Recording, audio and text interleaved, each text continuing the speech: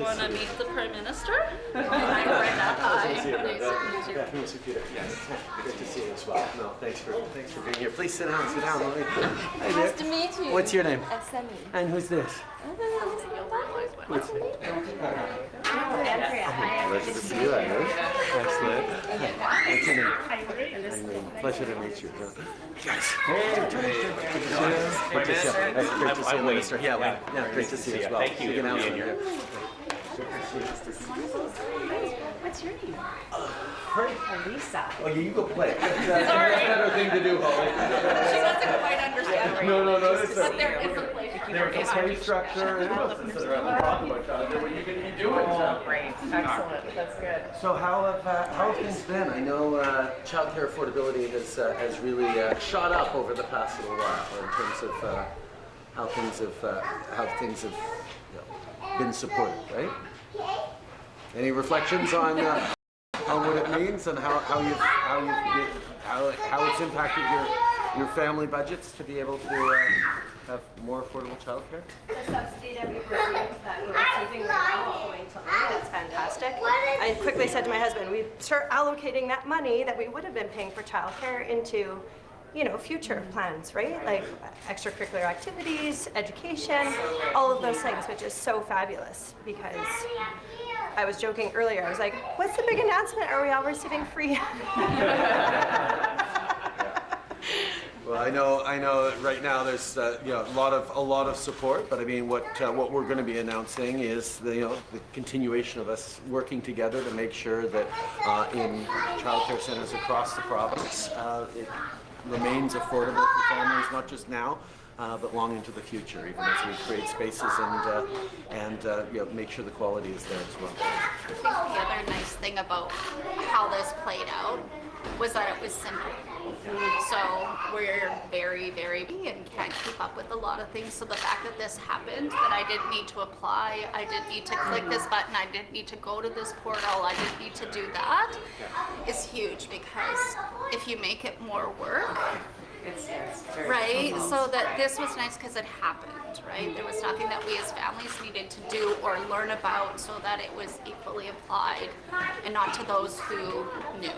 And I think that was the key thing too, is that equally. It wasn't like based off of how much you make or what your income is or all of those different factors that could potentially play into it. It's like across the board. Let's be honest, the prices of a lot of things are going up right now, so seeing childcare be more affordable makes a difference.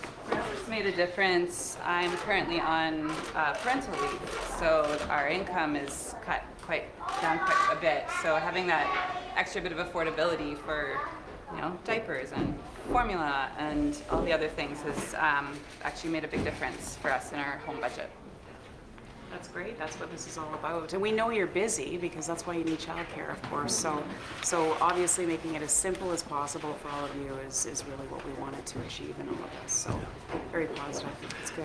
And actually, it right across the country in November, we saw the highest rate of women in the workforce that Canada's ever seen, and that's a direct result of having cut childcare fees in half across the economy last year. And at a time where there's a bit of a labor shortage, making sure that everyone can get the best possible jobs and contribute and know that the little ones are properly taken care of.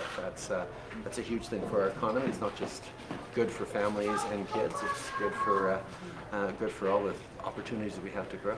And a few years ago, I actually made the decision to give up my full-time job to become a full-time doctoral student at the Asper School of Business. So even that, coupled with the pandemic and the inflation, the cost of childcare is just sometimes unmanageable, untenable for many, many families across the board. So this is a wonderful welcome announcement.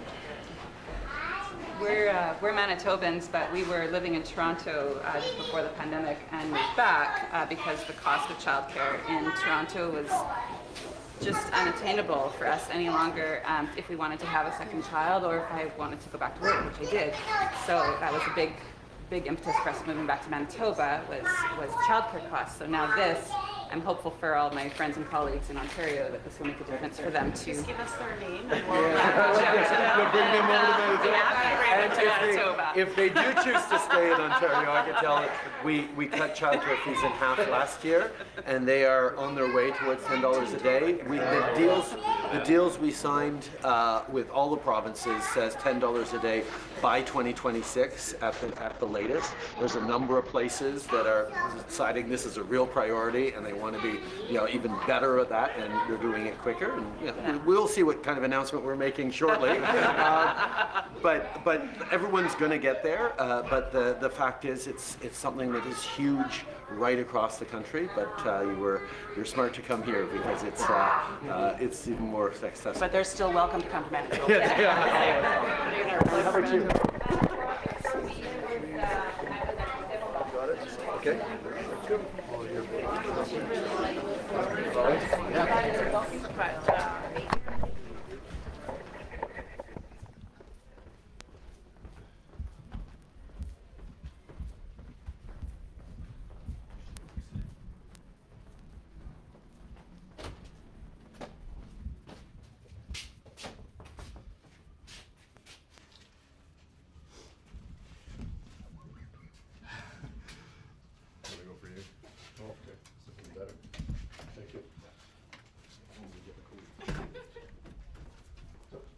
Vous parlez, non?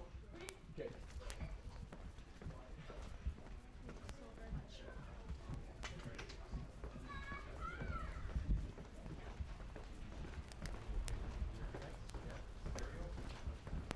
I'm going to do the moderator. Yeah, let's wait and see. Yeah. The moderator mic, 1, 2, 3, 4, 5. Moderator mic. Is there a question mic now? Yeah. Oh, mic. Question mic 1, 2, 3, 4, 5. Checking and testing 1, 2. Okay.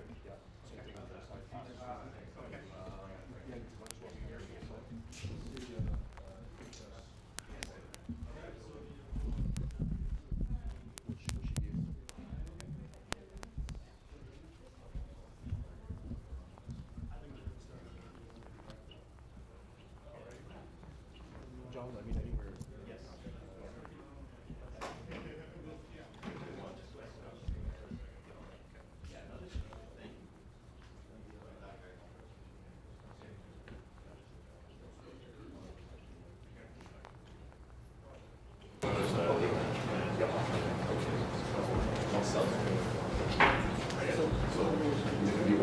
Right, yeah. Try to speak in on mic, like hello everyone. Moderator mic, please, Brian. So listen, to watch this. Moderator mic, 1, 2. Okay, hello everybody. Okay. 1, 2, 1, 2. So and give it like a second before he. Okay, hi everyone. This one take 2 minutes. Like, don't go to me. Okay, thank you. Cheers.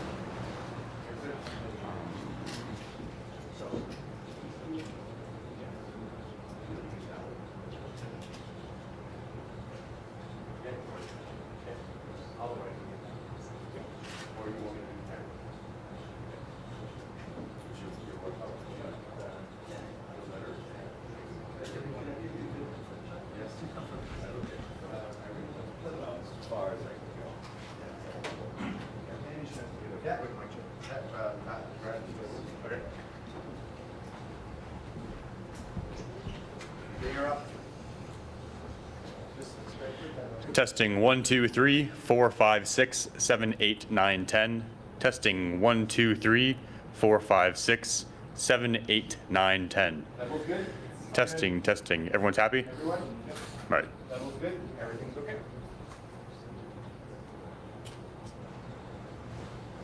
Yeah. All right. Thank you so much. All right.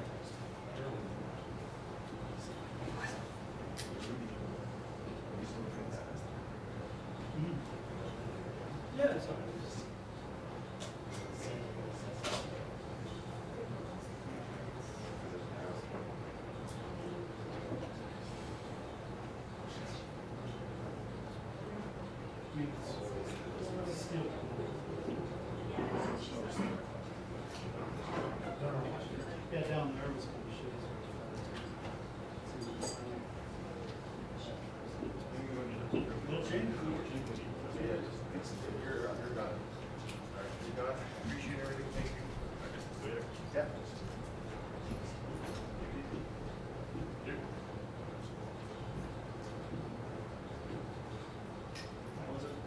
Ryan, your bat's good? Battery's good?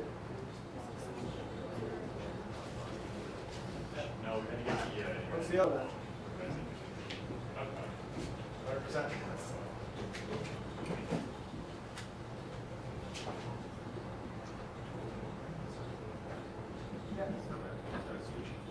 Everybody's sort of hooked up as 3 to 3.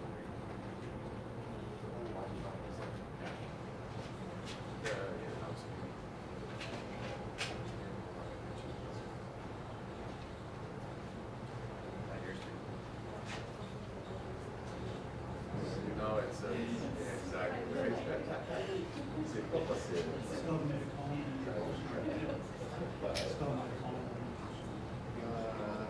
Yeah, let me,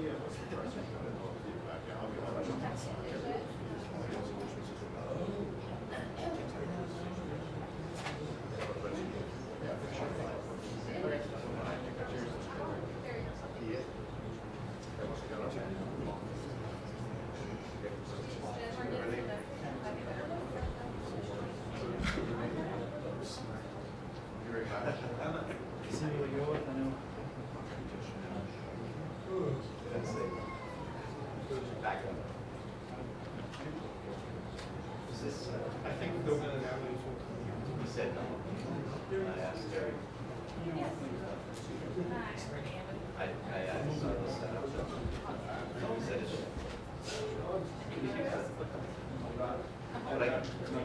It'll be wrong.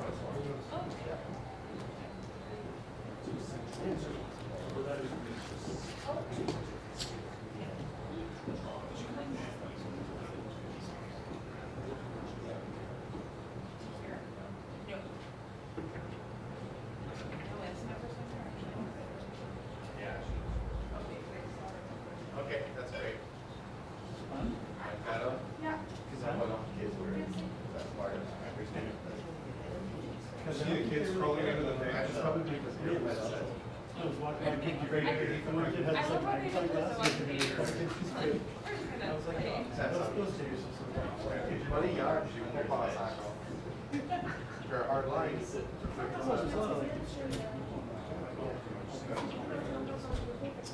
Yeah. Yeah, right there. Switch right there. Keep going, keep going. It's 150 up, 150 down. Yeah, exactly. You can do this thing. Yeah. I can get you one, but okay, I'll do that.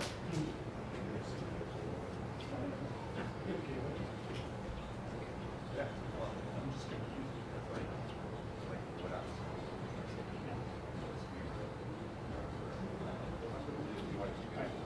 What's it? This is supposed to be at 10. What is the 11? Is that the one at the? I was told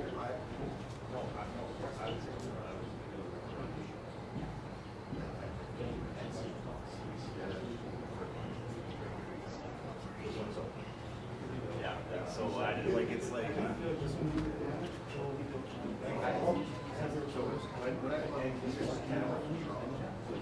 Or like a cutaway camera. Or you guys do all the switches on Yeah.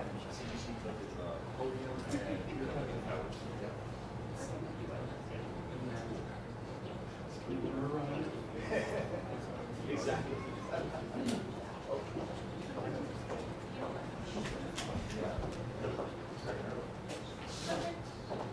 So are we? And you're on the other side.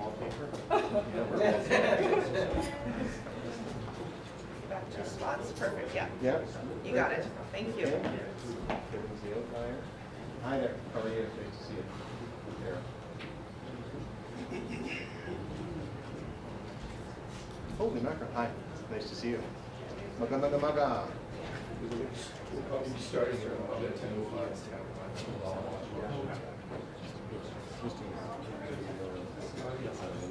Morning, Carol. How are you today?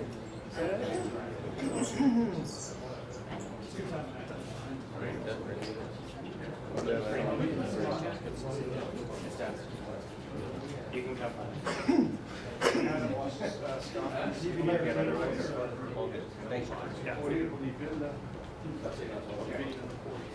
Reaching across the mile.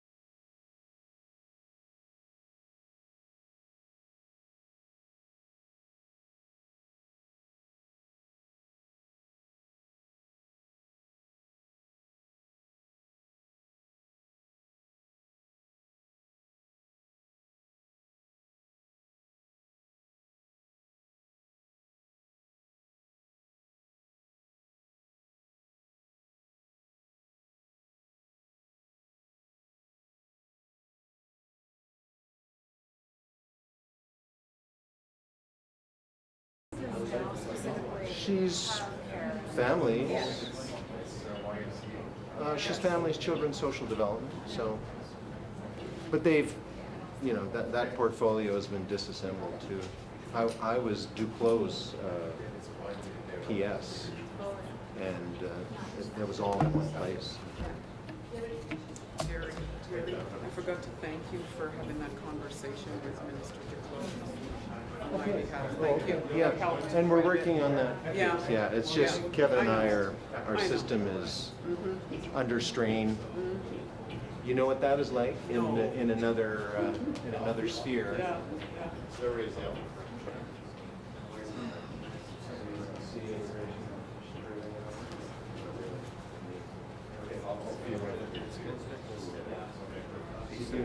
All right. Cheers. Just make sure that you don't triple their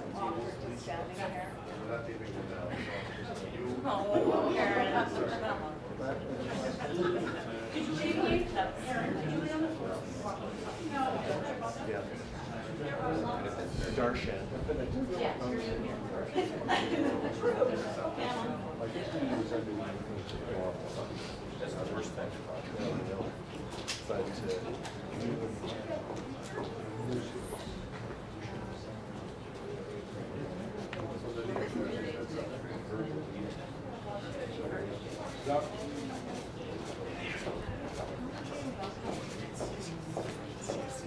Guys.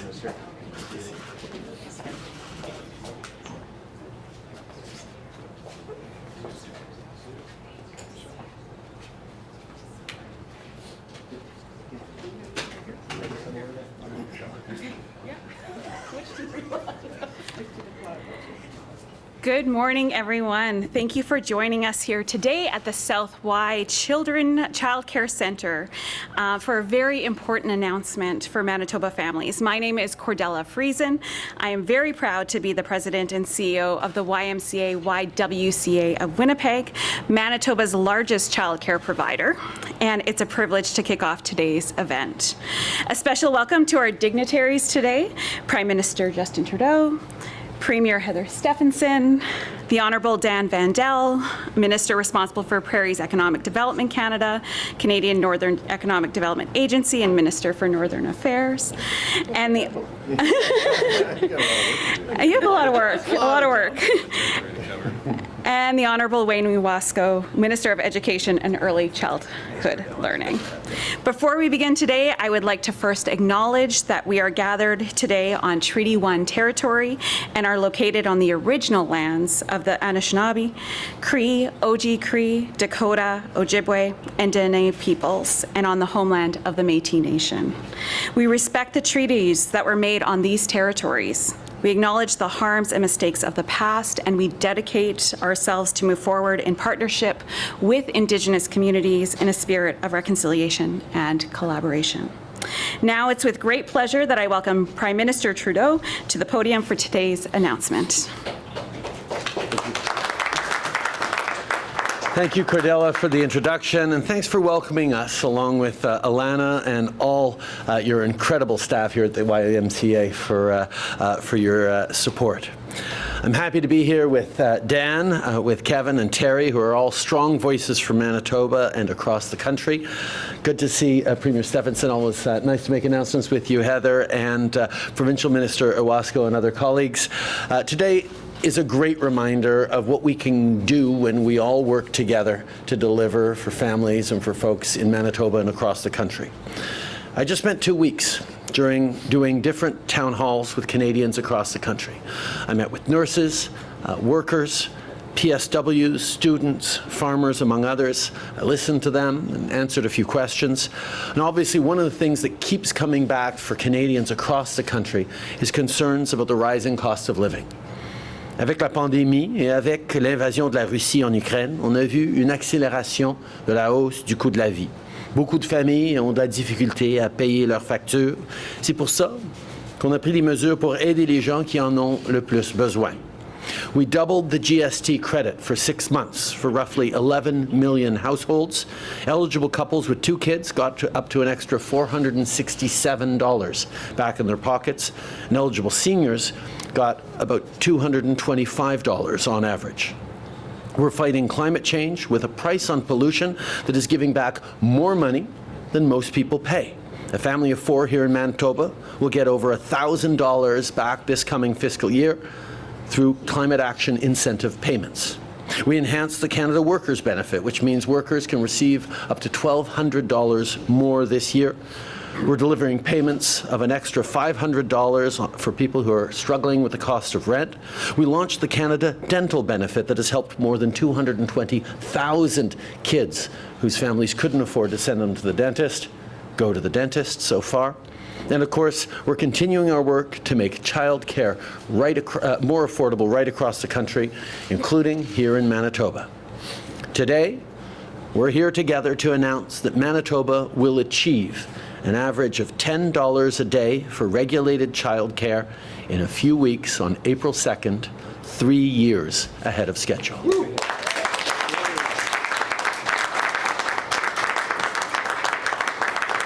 We just met with a number of parents here at the YMCA. For example, Brenda and Peter told me they're now saving hundreds of dollars a month, which are savings that can be used for groceries, other bills, or after-school activities, and it's making a real difference in their lives. This is part of our plan to make life more affordable for the middle class and for people working hard to join it. It's part of our plan to build an economy that works for all Canadians. Les parents, et en particulier les mères, ne devraient pas avoir à choisir entre leur famille et leur carrière. Quand les garderies sont plus abordables, c'est bon pour les familles et c'est aussi bon pour l'économie, parce que ça permet à plus de parents de faire partie du marché du travail. We're keeping our promise to make childcare more affordable. Today's announcement for $10 a day childcare in Manitoba comes less than 2 years after we reached an agreement with the province. And of course, all of this work wouldn't be possible without the advocacy and leadership of the childcare sector. So to all the experts, educators, providers, and families who've been tireless in advocating for better childcare for years, indeed for decades, thank you for your continued work. As you know, we have agreements with all provinces and territories to make childcare more affordable for families. We're seeing results here in Manitoba and across the country. Families in nearly half of provinces and territories are now benefiting from an average of $10 a day or less. That includes both Quebec and the Yukon, who have led the country in delivering affordable childcare. And fees have been cut in half in all other provinces and territories, with work on track to deliver $10 a day childcare everywhere across the country by March 2026. But now in April in Manitoba. On continue notre travail pour rendre la vie plus abordable. En étant là pour soutenir la classe moyenne et ceux qui travaillent fort pour s'y joindre, on bâtit une économie centrée sur le bien-être de tous les gens au Manitoba et de tous les Canadiens. Merci beaucoup d'être ici. I'm now very happy to pass it over to Premier Stephenson. Heather. Thank you.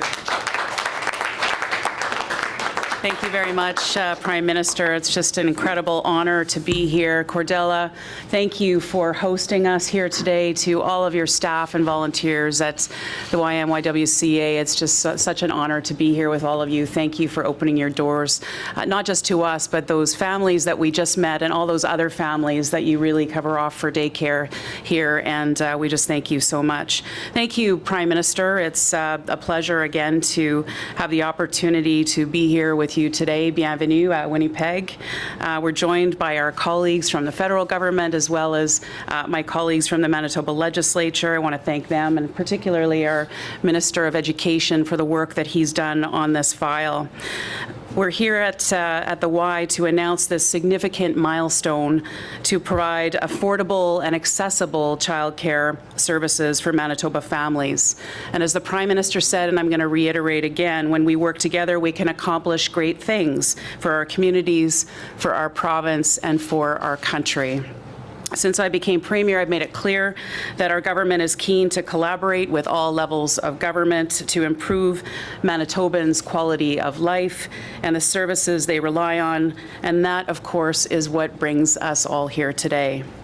As a government, we recognize that access to affordable and high-quality childcare is essential for Manitobans to be able to participate in the workforce, support their family, and play an active role in the growth of our communities and our economy. Under the Canada-Manitoba, Canada-wide Early Learning and Childcare Agreement, our government committed to reaching an average of $10 per day for parent fees by 2026. But today I am proud to announce that with significant initiatives Manitoba has implemented over the past few years, we have gone above and beyond that commitment and have done so 3 years ahead of schedule.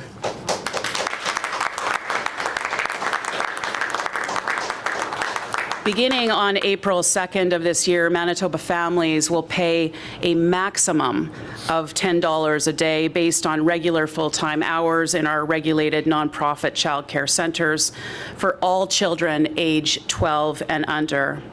À compter de 2 avril cette année, les familles manitobaines paieront un maximum de $10 par jour pour tous les enfants âgés de 2 ans et moins.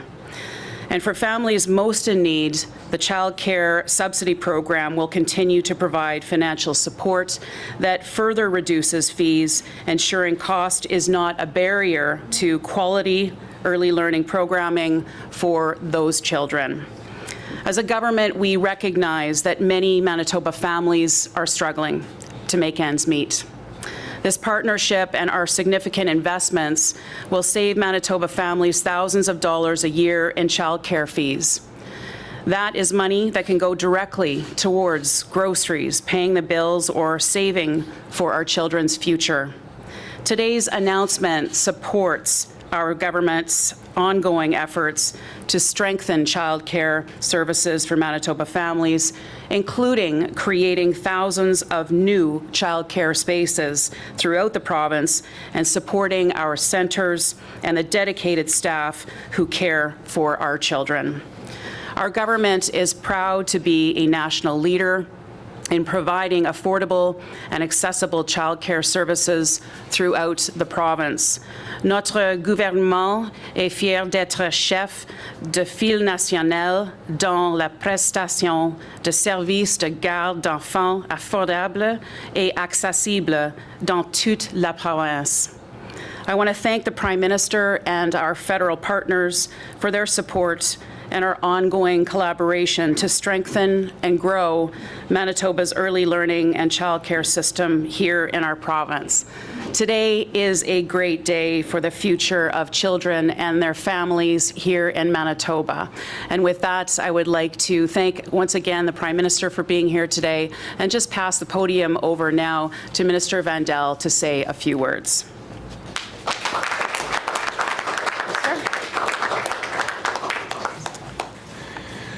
Good morning, everyone. bonjour tout le monde et bienvenue à Saint-Vital. Welcome to Saint-Vital.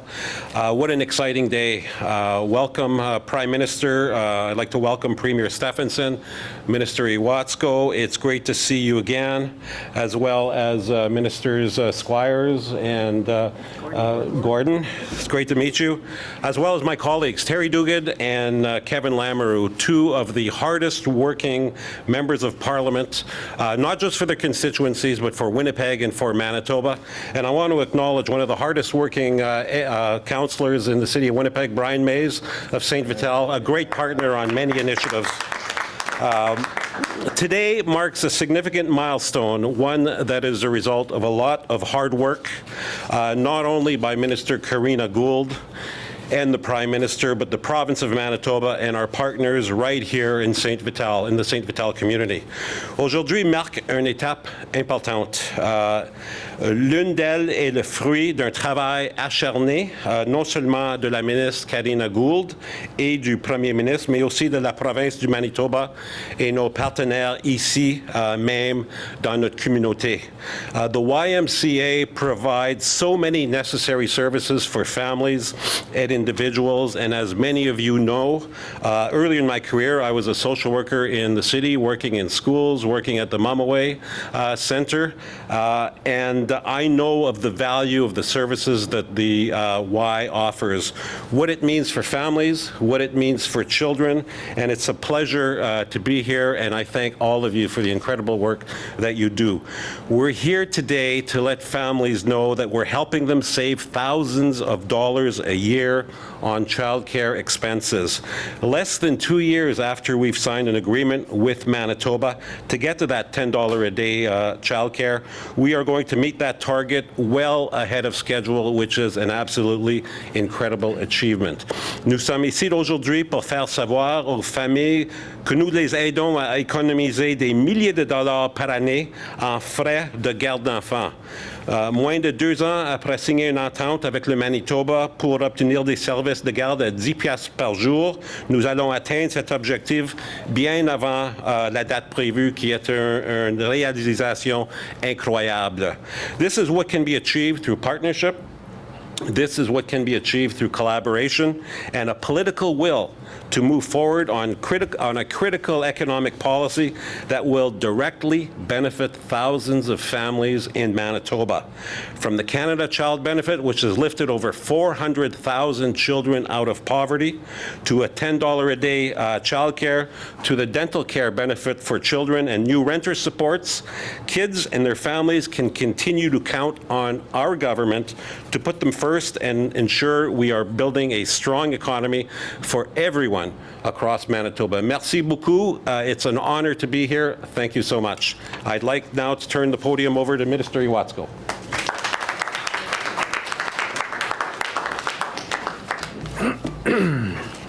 Good morning, everyone, and congratulations, Manitoba.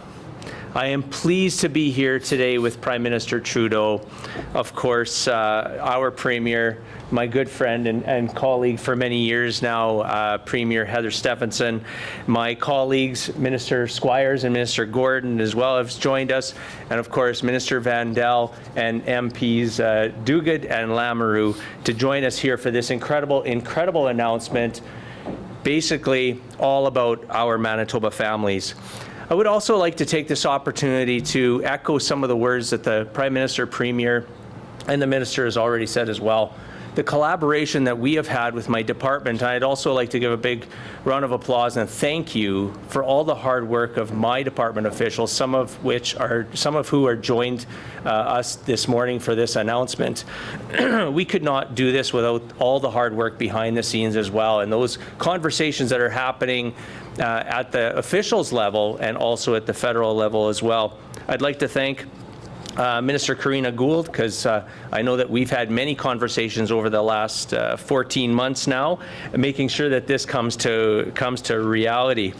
I would, of course, like to thank the YMCA-YWCA South Winnipeg branch in Cordella-Friesen for hosting us here today and welcoming us here.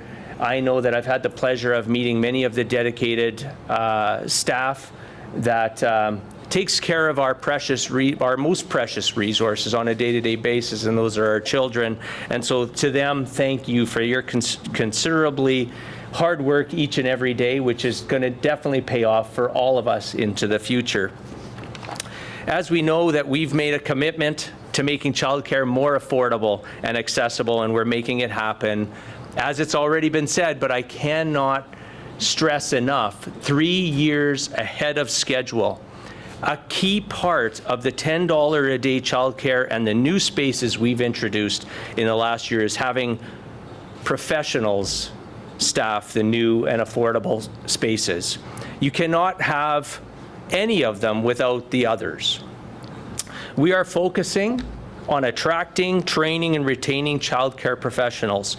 That's why our government has issued a joint expression of interest to work with post-secondary institutions to expand training programs for childcare assistants and early childhood educators as well.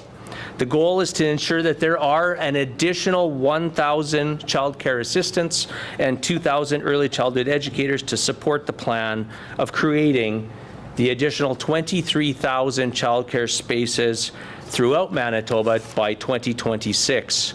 Post-secondary institutions can apply or have applied to receive funding to develop new on-site childcare spaces or expand existing facilities. The funding will support the development of training expansion as well as learning labs and demonstration sites that will allow students to put their in-class learning into action. The updated training will focus on developing a comprehensive, integrated, and culturally responsive curriculum framework with an emphasis on flexibility and accelerated training options that meet certification standards. The training will also prioritize the needs of Francophone and Indigenous communities in relation to childcare. Access to affordable, conveniently located childcare will ensure Manitoba parents can fully participate in the workforce. This expression of interest and the new childcare professionals will help train and also ensure that Manitoba families can go to work knowing that their children are receiving high quality and inclusive care. I would also like to thank and congratulate, and just basically, again, from the bottom of my heart and on behalf of our government's heart, applaud the MCCA, Manitoba Child Care Association. I know that Jody Kale and Linda are here with us today, and I see Karen is with us as well today, that's now joined the Y. There's been many months of incredible working together and collaborating, making sure that our childcare sector is feeling valued. And matter of fact, I have to just repeat something, and forgive me, Prime Minister, to take a few seconds. We were actually in this room announcing the wage grid that was going out to our childcare sector, and that's when Minister Gould had joined us. And also at the time, Minister Carr was with us. So Minister Carr was here giving that announcement. So this room brings back some very good, very great memories on that partnership and collaboration. And again, I want to just thank everybody, our federal partners, our childcare sector, and of course, helping to support this initiative with the strong leadership and work of our Premier as well, with her collaboration efforts with the Prime Minister. Thank you for coming to Manitoba, sir. Very nice to meet you. And thank you to everybody. Thank you, merci, and miigwech.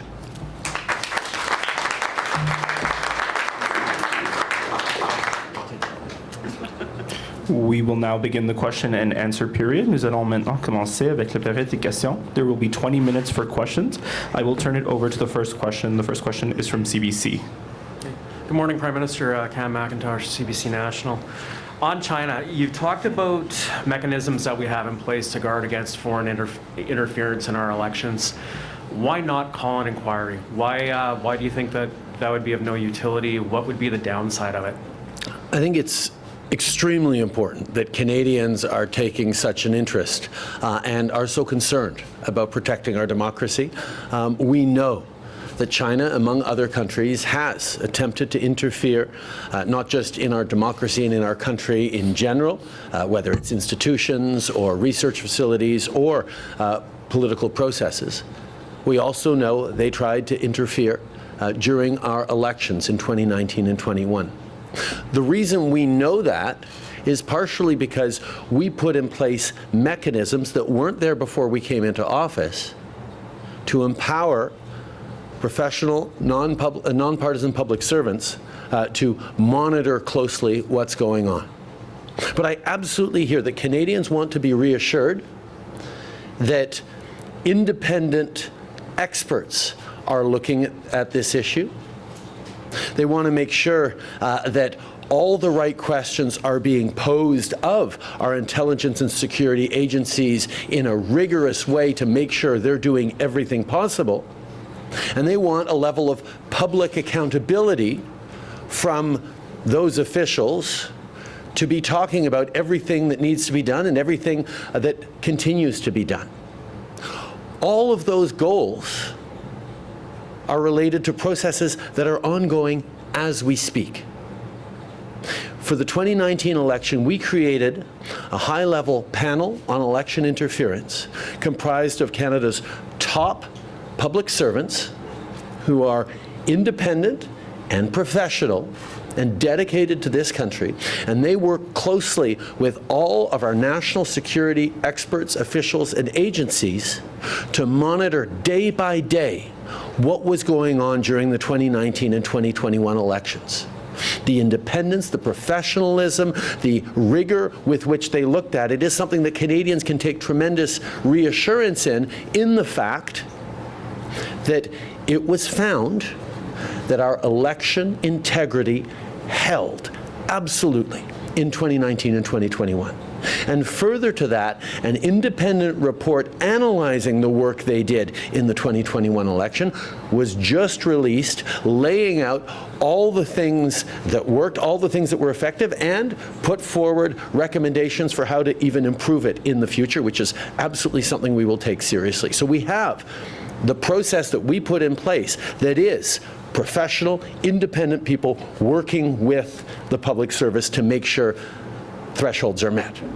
But on top of that, following our election in 2015, we created something that Canada never had before, which is a committee of parliamentarians from all the different parties who would get cleared up to the most top secret clearances so they can look at all the top secret work that our national security agencies are doing, including serious studies they put into election interference and foreign interference in general.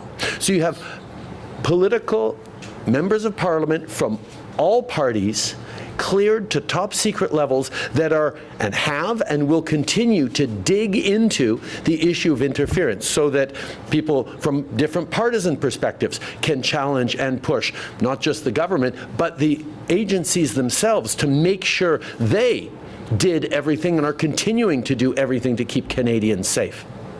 And on top of that, there are right now public hearings, committee meetings in Ottawa where our top security officials, from the National Security Intelligence Advisor to the CSIS Director to the panels of people who were involved in this process, are testifying publicly before parliamentary committee on everything that was done and that needs to be continue to be done and should be done in the future.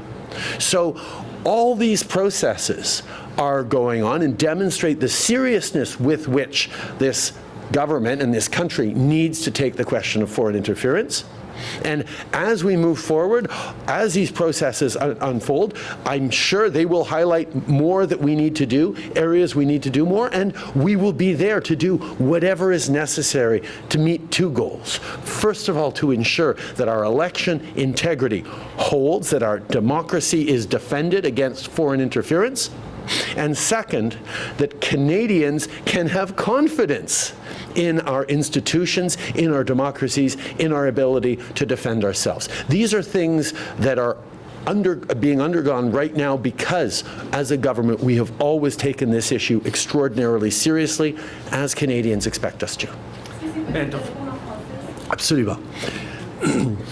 Je comprends tout à fait et je suis d'accord avec tous les Canadiens qui sont préoccupés par l'intégrité de nos élections, de nos processus démocratiques et l'impact possible de l'ingérence chinoise et d'autres pays dans nos élections et dans nos institutions. C'est quelque chose non seulement que nous partageons aujourd'hui, cette inquiétude avec les Canadiens, mais qui a causé qu'en 2015, on a commencé à travailler pour établir des systèmes et des mécanismes pour protéger notre démocratie et assurer l'intégrité de nos élections. Les gens veulent savoir d'abord de personnes expertes et indépendantes que l'intégrité de nos élections a tenu. Ils veulent savoir que les différents partis politiques vont pouvoir mettre au défi nos systèmes de renseignement pour assurer qu'ils sont en train de faire tout ce qui est nécessaire. Ils veulent aussi voir publiquement ces gens questionner et répondre à des questions précises sur l'ingérence chinoise et comment on est en train de répondre. Or, on a en place actuellement des mécanismes qui font exactement ça. On a mis de l'avant, pour les élections de 2019 et 2021, pour la première fois, un panel de hauts fonctionnaires indépendants, non partisans, professionnels, qui ont accès à tous les renseignements dévoilés et découverts par nos services d'information et de renseignement pour s'assurer au jour le jour, pendant les élections de 2019 et 2021, que l'intégrité de nos élections n'est pas compromise, n'a pas été compromise. Et ces gens-là ont fait leur travail de façon indépendante et il y a eu des rapports indépendants qui examinaient leur travail en 2019 et qui viennent de sortir pour 2021, qui démontrait que le travail avait été bien fait et que les Canadiens peuvent avoir confiance dans l'intégrité de nos élections. Mais en plus de ça, on a créé, suite aux élections de 2015, pour la première fois, un comité de parlementaires, des parlementaires de tous les différents partis qui ont reçu l'approbation nécessaire, les qualifications nécessaires pour regarder tous les documents top secrets, pour travailler directement avec nos services de renseignement, pour s'assurer que nos services de renseignement sont en train de faire tout ce qui est nécessaire, s'assurer que le gouvernement est en train de faire tout ce qui est nécessaire pour protéger l'intégrité de nos élections. Ce comité de parlementaires a regardé attentivement dans les années passées l'ingérence étrangère et va continuer de faire leur travail pour s'assurer de façon multipartisane que le travail se soit fait. Et troisièmement, actuellement, en ce moment-ci, un comité parlementaire, de façon publique, est en train d'entendre les témoignages de nos hauts fonctionnaires en matière de sécurité et de renseignement pour répondre à des questions publiquement que les Canadiens ont, que les différents partis ont en public, pour rassurer les Canadiens que l'intégrité de notre démocratie, de nos élections, tient. Alors, c'est des mécanismes qui sont là pour répondre exactement aux préoccupations et aux questions des Canadiens, mais évidemment, avec ces processus qui vont de l'avant, il va sûrement avoir des enjeux qui vont être soulevés, qui vont dire, où on va dire, oui, on devrait faire plus ici, on devrait en faire plus là, et c'est exactement ce qu'on va regarder dans les semaines à venir pour s'assurer de deux choses. D'abord, que le Canada continue de faire tout ce qui est nécessaire pour protéger l'intégrité de nos institutions et de notre démocratie. Et deuxièmement, pour s'assurer que les Canadiens sont rassurés que nos institutions et que notre démocratie est bien protégée et continue de fonctionner avec intégrité. Follow-up question? Yeah, just to follow up regarding Morris Rosenberg. Why pick someone so closely tied to your family, your family's foundation? Would it not inspire more confidence outside of liberal circles to pick someone else? The choice of the person to look at this was based on, was done by the professional public service themselves. They wanted someone who had experience working for multiple different governments of different partisan stripes and a long career in the public service. And Mr. Rosenberg certainly qualifies for that, but he was the choice of the professional public service, not of my government. Next question. Hi there, my name's Sav Jones. I'm with APTN National News.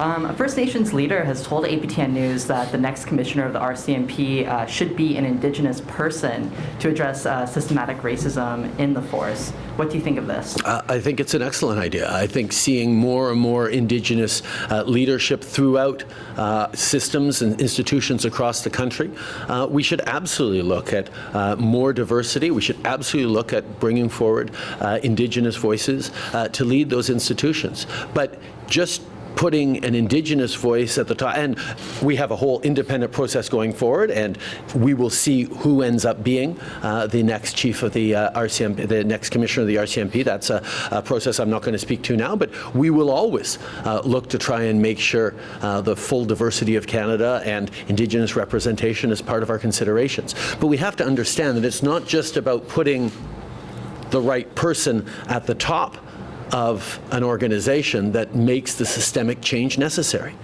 There is a huge amount of work on structures within our institutions, including the RCMP, to ensure that the entire force, the entire system is fully respectful of Indigenous people, respectful of diversity, inclusive in everything it does, and responsive to the real needs on the ground. So yes, we're always looking to make sure that the highest level voices are representative of the fullness of Canada, but we need to also make sure that the systems themselves are transformed. So I look forward to doing the important work of finding out who, figuring out who would be the right leader to be the next commissioner of the RCMP, regardless of their background.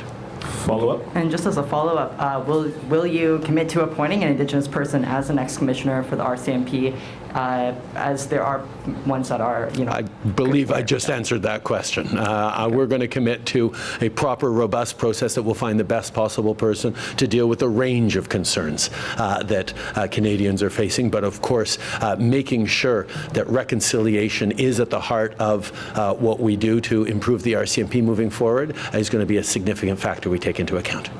Thank you. Prochaine question. Bonjour, Catherine Moreau de Radio-Canada. Sur la licence d'Adastralabs qui lui permet en fait de produire de la cocaïne de manière légale, pourquoi est-ce que la Colombie-Britannique n'était pas au courant? Puis est-ce que vous avez l'intention de décriminaliser aussi ailleurs au pays des petites quantités? J'ai été choqué, tout comme le premier ministre de la Colombie-Britannique, de voir le communiqué de presse de cette compagnie-là. C'est vrai que Santé Canada permet à certaines compagnies pharmaceutiques, pour des besoins de recherche et de besoins médicaux extrêmement limités, l'utilisation de ce produit-là. Mais il n'y a aucune intention, il n'y a aucune permission de vendre ça sur le marché et de partager ça avec les Canadiens. Ça a été un manque de compréhension, je pense, dans le communiqué de presse et on est en train de rectifier le tir là-dessus parce que c'est pas quelque chose qu'on cautionne en tant que pays. Est-ce que c'est possible de le dire en anglais aussi pour mes collègues? I was as surprised as the Premier of British Columbia was to see that a company was talking about selling cocaine on the open market or commercializing it. There are limited and very restricted permissions for certain pharmaceutical companies to use that substance for research purposes and for very specific, narrowly prescribed medical purposes, but it is not a permission to sell it commercially or provide it on an open market. We are working very quickly with this company to correct the misunderstanding that their press release has caused. This is not something that this government is looking at furthering. Question suivie. Skylar Peters with Global Winnipeg. When did you first learn about the CSIS allegations concerning Han Dong's alleged involvement with the Chinese election interference network? As I've said many times, Canadian parliamentarians and indeed Canadians regularly get updates on foreign interference. And as Prime Minister, I am constantly updated with concerns by CSIS, by other security institutions, to make sure we're doing everything we can to keep Canadians safe, and that includes keeping parliamentarians safe. We know that Chinese Canadian parliamentarians and Chinese Canadians in general are targets, greater targets for interference by China than others. We know the same goes for Iranian Canadians, who are more subject to interference from the Iranian government. Russian speakers in Canada are more vulnerable to Russian misinformation and disinformation. And we get updated regularly on how we can make sure that our integrity and that the work that Canadians do to serve in politics is done with full protections. Okay. En tant que gouvernement, en tant que Premier ministre, je reçois régulièrement des mises à jour de nos agences de sécurité et de renseignement pour s'assurer qu'on est en train de protéger les Canadiens qui servent leur communauté en tant que politiciens. On reconnaît que les communautés de Canadiens de diaspora sont plus vulnérables de l'ingérence par des pays comme la Chine, l'Iran, la Russie ou d'autres. Et c'est pour ça qu'on prend plus de soins pour s'assurer qu'ils sont protégés. Just for clarity, Prime Minister, were you briefed on Han Dong specifically? And if you weren't, do you believe that you should have been? Canadians can know that as a Prime Minister and as a government, we regularly get top secret briefings on how we can best protect Canadians, including Canadians from various diaspora communities who serve as parliamentarians, how we make sure that they are able to do their job of representing their communities without being subject to interference from foreign countries. That's something we will continue to do. Next question. Hi, Prime Minister Jeff Keel from CTV Winnipeg. I do have just a quick daycare question. Thank you. That's a good thing. It's why we're all here today. When we heard Minister Owasco touch on this, there are a lot of families who are going to say, great, you're making childcare more affordable, but I still can't find a spot. And by the time spots open, my kids will be in high school. What do you say to families in Manitoba and across the country who still can't find a spot? I'll turn it over to the Premier to follow up on this, but let me say, when we moved forward a couple of years ago as a federal government to say we wanted to make $10 childcare a reality right across the country, and we were going to work with the provinces to do that, we knew that it wasn't enough to just make childcare spaces more affordable. We needed to make sure that they were high quality and that there were more spaces, which is why I was glad to hear Dan highlight the announcement that was made a while ago around a pay grid for early childhood educators, to make sure that people know that that's a career that they will be supported in, that they can support a family that is valued by society. So increasing the wages for early childhood educators is an important piece of it, as is adding spaces that are high quality and affordable across the system. And I know Manitoba has made significant investments in creating more spaces, and there's more work to do. One of the things that we saw, even as we were drawing on a Quebec model where for years now the average childcare fees in Quebec are $8.50, there's still a lack of spaces. So the money we put forward for childcare in Quebec went towards creating more spaces, and there's continuing to be more work to do. So we are aware that we need to see more spaces created, and we're going to continue to work and encourage Manitoba to create those, work with municipalities to do it, but also make sure that those spaces are where they need to be across the country. More spaces in rural and Indigenous communities. More spaces that are in French for the Francophone communities. Protections of official language minorities are extraordinarily important. These are things that are built into the agreements that we're happy to see Manitoba make significant advances on, and we'll continue to be there to help them do even more. But Premier, happy to turn it to you.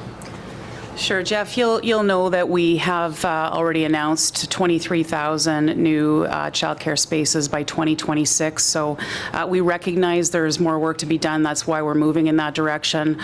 We will be opening up new childcare centers as well. We have already been moving in that direction. So we recognize that there's more work to be done, and we're continuing to move in that direction. And my follow-up is not daycare, so don't boo me. and we have an analyst poll out that says, you know, a majority of Canadians or somewhat or are concerned about possible interference from the Chinese government. Do you share their concerns, Mr. Prime Minister? Yes. I very much share the concerns of Canadians around interference from the Chinese governments or other foreign governments. And I have shared those concerns all the way back to 2015 when we got elected and realized that even as we were seeing increased election interference around the world, in places like France or the United States or elsewhere, democracies subject to foreign interference, we knew that we had to create mechanisms to respond to that because Canada had very few, if any, mechanisms to counter interference in our democracies when we took office. That's why we created, and I'm not going to go through the list again, so many different mechanisms designed to do it. We actually even led at the G7 when we hosted in Charlevoix in 2018 the creation of a rapid response mechanism shared by the G7 on foreign interference in our democracies. So not only do I share the preoccupations of Canadians, we have taken action, significant actions, over the past 8 years to increase our ability to do that. But it is an ongoing challenge, not just in politics, in business, in academia and research, and that is why we continue to strengthen our capacity to respond to that, because Canadians need to know that our institutions hold, and Canadians need to be reassured that they will continue to hold into the future. Okay. Oui, je partage les préoccupations des Canadiens par rapport à l'ingérence chinoise et je la partage depuis 2015. C'est pour ça, d'ailleurs, que ce gouvernement a tellement pris au sérieux la question d'ingérence. Pourquoi on a créé des nouvelles institutions qui n'existaient pas avant ça au Canada, dont le panel de fonctionnaires pour examiner les élections, dont le comité de parlementaires sur les documents classifiés et sur de travail sur l'intelligence et la sécurité, mais aussi, par exemple, qu'on a mené la charge au G7 en 2018 à Charlevoix, où on a créé un mécanisme de réponse rapide du G7 sur l'ingérence étrangère dans nos démocraties. Non seulement je partage ces préoccupations, et ce depuis longtemps, mais nous prenons extrêmement au sérieux cet enjeu et nous allons continuer de faire tout ce qui est nécessaire pour assurer l'intégrité de notre démocratie. Last question. Hello, Prime Minister. Brittany Hobson with the Canadian Press. Just to follow up on Jeff's last question, how can Canadians trust that elections have not been influenced by foreign governments when the information is always protected by national security laws? To add to that, isn't an uninformed public that is not able to trust the democratic processes we have a threat to society, or to national security, sorry? Pretty sure everything I've said over the past 20 minutes answered that question, but I will do it one more time just for the Canadian press. We put in place strong, independent mechanisms by top public servants who get full access to everything that all of our intelligence and security communities look into and find and monitor on an ongoing basis every day in Canada, particularly during elections. And those top independent public servants were part of a committee that we created after coming into office, because it didn't exist before, for the 2019 421 elections and ongoing, concluded in an independent and nonpartisan way that despite the existence of ongoing attempts at Chinese interference, that interference did not impact the outcomes of the election in 2019 and 2021. That's not me who's saying it, that's the panel of top public servants who are independent and tasked with exactly that, supported by the work done by our intelligence and security agencies. So Canadians can absolutely be confident in those 2019 and 2021 elections. On top of that, there is an independent report that came out on that work done during the 2019 election, and again that was just released on what happened during the 2021 election, that confirms independently that conclusion that our elections actually held. So Canadians can be confident on that. But further to that, there are ongoing public committee hearings happening right now where those heads of agencies and people responsible for safety and integrity of our elections are testifying publicly on all the work that's being done. And further to that, we created a National Security and Intelligence Committee of Parliamentarians comprised of parliamentarians from every different party who get top secret clearance so they can dig into all the work that our national security agencies and experts do day in and day out, including and especially during election times, to protect our democracies, to protect our institutions. So Canadians have a lot of different reasons to be confident that indeed the integrity of our elections in 2019 and 2021 held, and that on an ongoing basis, the government will continue to strengthen our capacity to counter those attempts at foreign interference that come from China, from Russia, from Iran, from other countries that are looking to destabilize and throw chaos into our democracies. Quick follow-up. Thank you. This might be another reiteration, but why hasn't Well, you can Canada- ask me a fresh question then that you can come up with. Why hasn't Canada updated its national security policy since 2004? We have absolutely updated Canada's national security policies many times over the past years, including with, for example, the creation of oversight bodies, a strengthening of NCIRA, a creation of NCIRA, which is a oversight and oversight body over our national security agencies. The NSICOP, the National Security and Intelligence Committee of Parliamentarians, that is tasked to do exactly that we created over the objections of the Conservative Party that didn't think empowering politicians to have top secret clearances to look into these issues was needed or necessary. Thank God we did, because we now have a committee of parliamentarians that can lean in, and we will continue to update and make sure that all the tools that are needed by our intelligence agencies and security officials and all the tools needed for proper oversight and accountability of them continues to update it. So we will continue to do the work of empowering our institutions to protect not just our institutions, but our democracy. Ceci conclut notre conférence de presse. This is the end of our press conference. Thank you to all the participants. Bravo.